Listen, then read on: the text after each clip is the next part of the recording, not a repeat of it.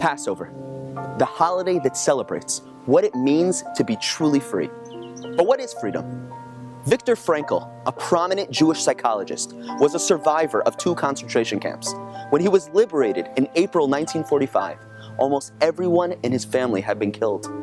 Based on his experiences in the camps, Frankl wrote the best-selling book, Man's Search for Meaning, where he describes man's primary need for meaning as the key to living.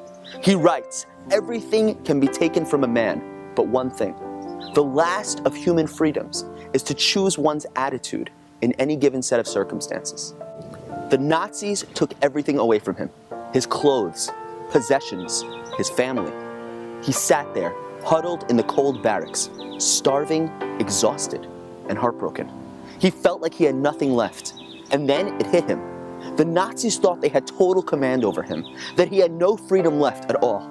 But there was one thing they could never take: his choice, his response. Frankl writes, between stimulus and response, there is a space. In that space is the power to choose our response. In that power lies our growth and our freedom. By realizing he maintained the power to choose, he clung to his humanity and dignity. We do not have the freedom to choose the environment we are born into or the conditions we find ourselves in, but we always have the freedom to choose how to respond to any given set of circumstances.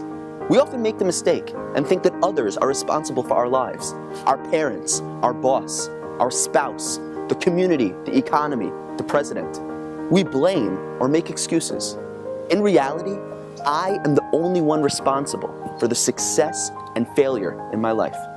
When we allow other people or situations to dictate how we feel, we give up our freedom and enslave ourselves.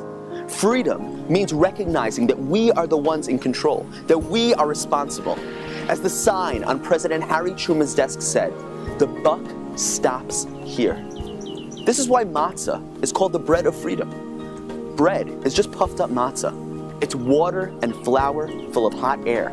The number one impediment preventing us from achieving greatness and living a life of freedom is our puffed up ego.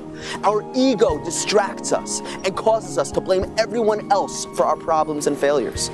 This Passover, as you sit around the Seder table, ask yourself, what's really holding me back from grabbing life by the horns and living it to its fullest?